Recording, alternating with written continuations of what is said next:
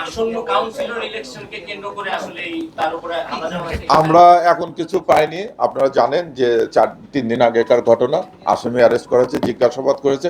আমরা আপাতত এটাই পেয়েছি যে এখানে যে কর্মকাণ্ডগুলো হচ্ছে চাঁদাবাজি এবং দখল বাণিজ্য এটা নিয়ে।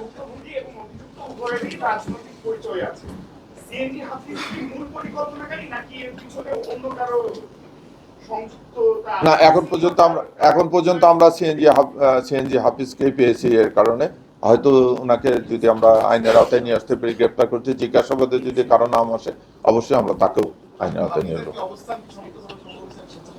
এটা এখন একটু তদন্তের সাথে না বলি, আমরা চেষ্টা করে যাচ্ছি, যেহেতু 7 দিন তো রয়েছে। আমরা ইয়েভাবে জেনেছি 50,000 টাকা এর আগে যেদিন অ্যাটেম্প নিয়েছিল সেদিন দেওয়া হয়েছে, আর এইবার শুধু হোটেল ভাড়াটারা এগুলো দেওয়া হয়েছে, খাওয়া দাওয়ার এইগুলো খরচ করা হয়েছে। বাকি টাকা একটা অস্ত্র উদ্ধার হয়েছে, আর একটা অস্ত্র বাইরে আছে, সেটার জন্য আমরা চেষ্টা করতেছি সেটা উদ্ধার করতে।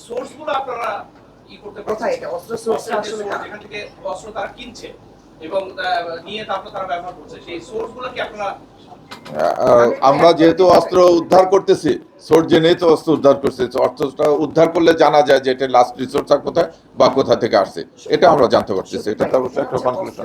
ডিলার কিন্তু হচ্ছে এই ইয়েতে যারা ছোট সাহেব হয়, সেটা হচ্ছে এক ইব্রাহিম হাসান টেকের দিকে, দ্বিতীয়ত হচ্ছে আব্বাস। ওনারা 20 জন বর্তমান দেশের বাইরে থাকলেও তাদের লোকেরাই কিন্তু এই অস্ত্রগুলো দিচ্ছে। তো সেক্ষেত্রে আমরা গণমাধ্যম কর্মীরা জানলেও আপনারা কেন তাদের লোকগুলোকে শনাক্ত করতে পারছেন না?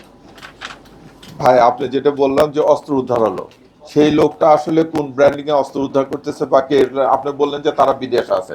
আমার অস্ত্রটা যে ক্যারি করতে হবে, অস্ত্র ইয়েটা একটা পজিশন থাকতে হবে। এখন বিদেশ থেকে একটা লোককে যদি আমি বলি যে বিদেশ থেকে উনি এসে আপনাকে আমাকে অস্ত্র দিয়ে গেছে, এটা তো আসলে গ্রহণযোগ্য হবে না।